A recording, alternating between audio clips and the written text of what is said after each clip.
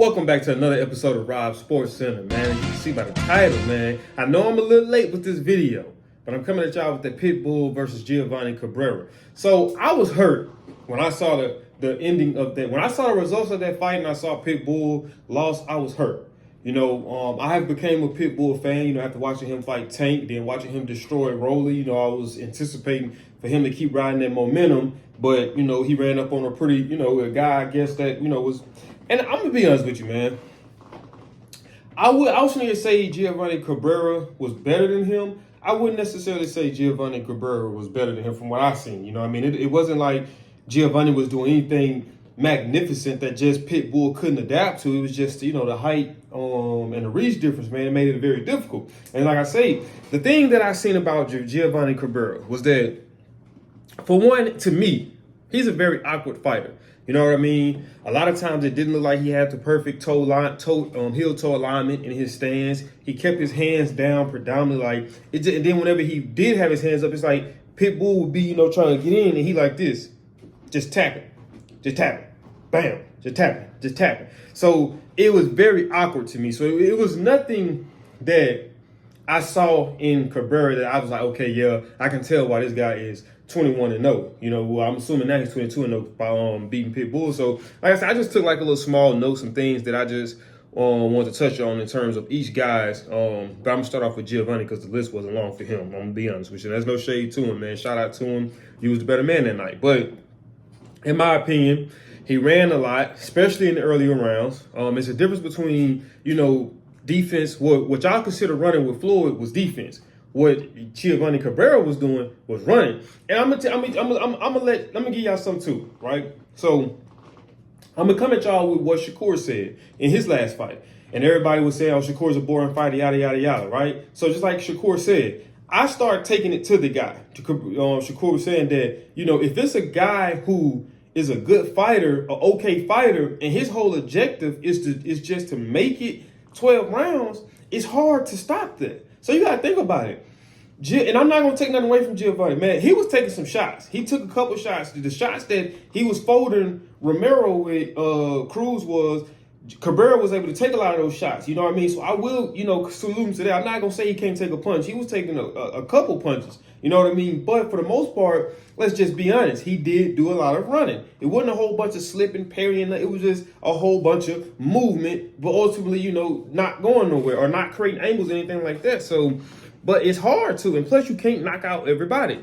So he clinched a lot whenever PitBull was able to close the distance. And in my opinion, he should have took points. Now, I do remember Cruz did headbutt him. That wasn't okay. But at the same time, I understand the frustration because, man, every time I get up on this guy or start trying to get rhythm, he grabbed me and it throws it all off. And that's just like even when PitBull was attacking and the ref stopped and had, Cabrera to go get his gloves it's like y'all saving him. Kind of like how they was doing with the Garcia and Haney fight.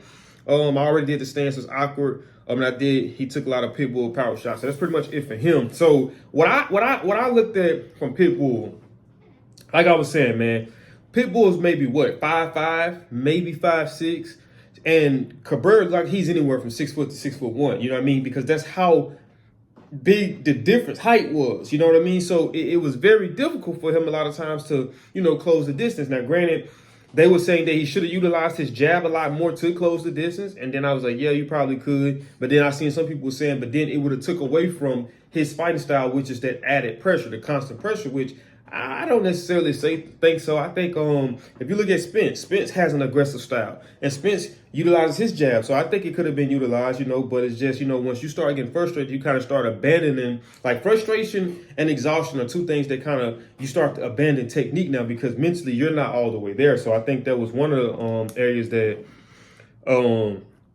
he could have utilized a little more. He relied too much on power shots, in my opinion. If you look at a lot of the shots that Giovanni was taking, a lot of them was hooks. He was taking those hooks very well. Same thing that he troubled Rolly with. Giovanni was just able to withstand them, but he relied solely on that. I said that he should have dug to the body more, and whenever he did go to the body, he had success going to the body. And I really, because even the commentator said the same thing. Based off what we were seeing and what I saw from when he was connecting with a lot of those power shots up top, Giovanni was taking them, man. And I'm talking about he had his hands down almost to the point to where he pretty much saying, I'm not worried about your power. If that would have been Tank, I guarantee that them hands would have went from here to here, and if some hands would have stayed here, he would have been like this with the hands on side of him, laying on his back, looking up and trying to figure out what happened. But for whatever reason, I'm not quite sure if PitBull power just isn't up to par, or I'm not quite sure it's just, they say the knockout punch is the one you don't see coming. So obviously you anticipating that those hooks are coming because that's the same thing that he kept throwing. The same thing he did against Rolly is the same thing he was doing against Cabrera. So, I think that he would have more success going to the body. I also say he should have let his hands go more instead of relying on power shots. For those who don't know boxing terminology, letting your hands go mean throwing shots. You got a lot of people that might throw a jab, throw a jab, throw a jab, throw a jab. Letting your hands go is jab, jab, jab, jab, jab, hook. Jab right, hook, hook, uppercuts. Just utilizing a lot more punches than just one punch. Throwing punches and bunches is what you can call it. Height and reach, like I said, made it real distance for him to close the distance. And I agree with some people in the comments, and even what they were saying was that he should have worked on cutting off the ring. So now let me break this down to you who don't really know too much about boxing terminology, because I want to make sure that I was on point with it as well. So the definition, right? Cutting off the ring is a boxing technique that involves limiting an opponent's movement, which Cabrera was doing a lot of, by moving side to side and keeping them in front of you. This prevents your opponent from running around you like Cabrera was, and only allows them to move backwards. So it was, most of Cabrera running, it wasn't backwards. He was moving around in circles, so allows them to move backwards, eventually backing them into a corner where you can land your most effective punches. For example, if your opponent steps left, you mirror their movement by stepping right. So it keeps them in front of you, opposed to them just constantly running around in circles, If you look at, even when Tank, because that's classified technically as being outboxed. If you look at Tank, look at Floyd, break it down, but look at when Tank and PitBull fought, what did Floyd say? Floyd was like, he came out, I would say aggressive. He might have got a couple rounds, but he was like, but for the most part, he was getting outboxed. He was constantly getting turned around, which means that he wasn't able to cut off the ring. So ultimately, that could have possibly been something that played into Giovanni's favor too, with having his hand raised, just because he wasn't able to cut the ring off. And he was throwing shots.